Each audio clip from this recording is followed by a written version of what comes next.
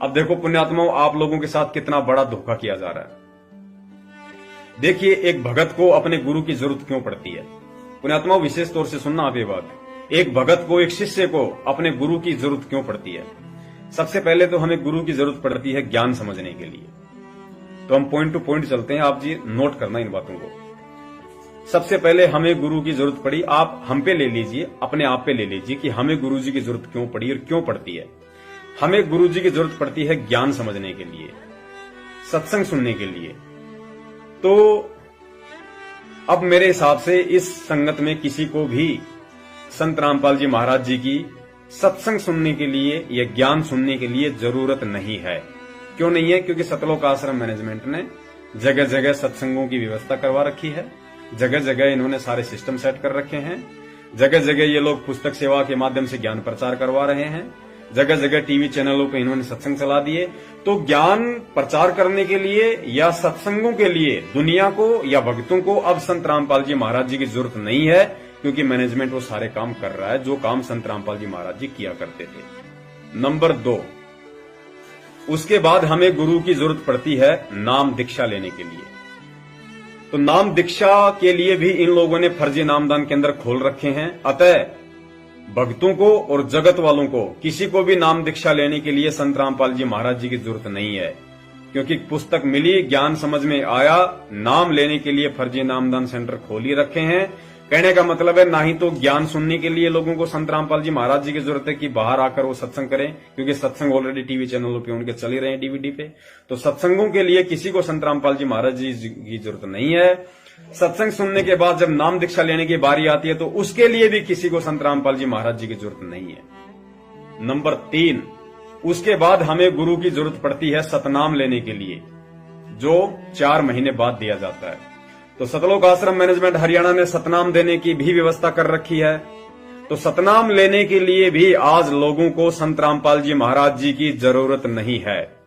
Number 4, उसके बाद हमें गुरु की जरूरत पड़ती है यदि हमारा नाम खंडित हो जाए तो, यदि कोई मर्यादा हमसे टूट जाए तो उसके लिए हमें पुनः उस नाम का जो कनेक्शन होता है उसको जुड़वाने के लिए हमें उस चीज की जरूरत पड़ती है। यानी नाम खंड हो जाए जैसा कि ये लोग कहते हैं, तो उसके लिए हमें गुरु की जरूरत पड़ती है। तो उसके लिए भी आज किसी को संत रामपाल जी महाराज जी की जरूरत नहीं है, क्योंकि सतलोक आश्रम मैनेजमेंट वालों ने नामदान केंद्रों की व्यवस्था करी रखी है, वहां पे नाम शुद्ध करवा ही जाता है। तो नाम शुद्ध करवाने के लिए भी संगत को गुरु जी की जरूरत नहीं है। नंबर 4, उसके बाद गुरु जी की जरूरत पड़ती है सार नाम लेने के लिए। तो आप सबको पता है कि सतलोक आश्रम मैनेजमेंट हरियाणा ने आज से 6 महीने पहले ही संगत में आदेश पारित कर दिया था कि गुरु जी का आदेश है, जिन लोगों को 2011 से पहले सतनाम मिल चुका है वो अपने अपने फार्म नामदान केंद्रों पे जमा करवा दो, क्योंकि गुरु जी का आदेश है, उनको सार नाम दिया जाएगा। तो सार नाम के ठेकेदार हैं ये लोग। तो सार नाम लेने के लिए भी किसी को संत रामपाल जी महाराज जी की अब जरूरत नहीं है, क्योंकि आने वाले दिनों में ये लोग सार नाम भी देने वाले हैं। नंबर 5, उसके लिए लोगों को जरूरत पड़ती है यदि सार नाम खंडित हो जाए तो उसके लिए क्या करें। उसके लिए भी इन लोगों ने हिसार और रोहतक में पिछले 3 साल से सार नाम को भी शुद्ध करवाने की व्यवस्था कर रखी है, लोगों के सार नाम शुद्ध करवा रहे हैं। तो सार नाम शुद्ध करवाने के लिए भी ना भक्तों को संत रामपाल जी महाराज जी की जरूरत है, ना ही नए भक्तों को जो जुड़ते हैं उनको संत रामपाल जी महाराज जी की जरूरत है। नंबर 6, उसके बाद हमें गुरु की जरूरत पड़ती है दान धर्म करने के लिए, क्योंकि कहते हैं कि सुपात्र को दिया हुआ धन ही फलता है, गुरुदेव के हाथों में दिया हुआ धन ही फलता है। तो आज सतलोक आश्रम मैनेजमेंट हरियाणा वालों ने गुरु जी के आदेश बताकर दान भी करवा रहे हैं। तो दान का पैसा देने के लिए भी आज संगत को संत रामपाल जी महाराज जी की कोई जरूरत नहीं है, क्योंकि इनका गुरु सतलोक आश्रम मैनेजमेंट हरियाणा है, कोऑर्डिनेटर हैं, नामदान संचालक हैं। तो जिन लोगों को दान देना होता है, जिन लोगों को दक्षिणा देनी होती है, वो उन पंडितों को देके आ जाते हैं जो नामदान केंद्रों पे बैठे हैं।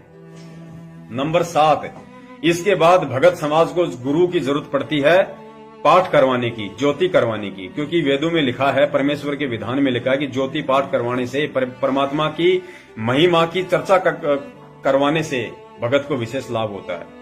तो ज्योति और पाठ करवाने के लिए भी आज संगत को संत रामपाल जी महाराज जी की जरूरत नहीं है, क्योंकि आप सबको पता है पिछले 3 साल से सतलोक आश्रम मैनेजमेंट हरियाणा नामदान केंद्रों पे ज्योति पाठ करवा रहा है।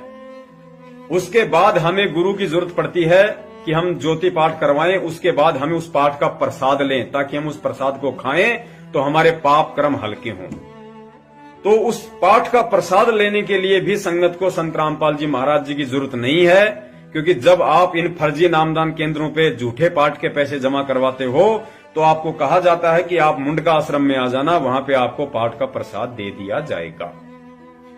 तो भाई साहब, पाठ करवाने के बाद जो उसका प्रसाद मिलता है उसके लिए भी आज संगत को संत रामपाल जी महाराज जी की जरूरत नहीं है। नंबर 9, उसके बाद संगत को जरूरत पड़ती है अपने गुरुदेव से प्रार्थना करने के लिए। यदि कोई दुख हो, तकलीफ हो, कोई शंका हो, तो गुरुजी से हम आश्रम में प्रार्थना किया करते थे दर्शनों के समय। तो गुरुजी से प्रार्थना करने के लिए भी आज गुरुजी की जरूरत नहीं है, क्योंकि सतलोक आश्रम मैनेजमेंट ने 12-12 हजार रुपए की तनख्वाह पर दिल्ली में 4-4 गुरु बैठा रखे हैं, जो पीले पर्चे पे नीचे जिनके नंबर आते हैं। क्योंकि संगत में जो भी परेशानी होती है तुरंत उनको फोन लगा देती है, वो तुरंत आपकी शंकाओं का समाधान कर देते हैं। तो शंकाओं के समाधान के लिए भी आपने संत रामपाल जी महाराज जी की कोई जरूरत नहीं है कहीं प्रार्थना लगाने के लिए। उसके बाद गुरुजी की जरूरत पड़ती है आशीर्वाद के लिए। तो पुण्यात्माओं, आज संगत को संत रामपाल जी महाराज जी का आशीर्वाद लेने के लिए भी उनकी जरूरत नहीं है। क्यों नहीं है? क्योंकि साधना टीवी चैनल पे लास्ट में छोटा सा आशीर्वाद दिलवा दिया जाता है। इसलिए संगत को आज आशीर्वाद के लिए भी संत रामपाल जी महाराज जी की कोई जरूरत नहीं है। तो पुण्यात्माओं, जब संत रामपाल जी महाराज जी की वर्तमान में किसी को कोई जरूरत है ही नहीं, और वो सारे काम आज भगत लोग स्वयं ही कर रहे हैं, जो काम परमेश्वर करते हैं, गुरु करता है, तो ये बताओ फिर वो सतगुरु जेल से बाहर क्यों आएगा? उसको क्या आफत आन पड़ी है? वो आराम से जेल बैठा रहेगा। बाहर आएगा तो फिर वही सिरदर्दी, बाहर आएगा तो फिर वही परेशानी, फिर वही मैनेजमेंट वालों की गुंडागर्दी, वही मैनेजमेंट वाले बंदूकों का घेरा बना के उनको अपने घेरे में ले लेंगे।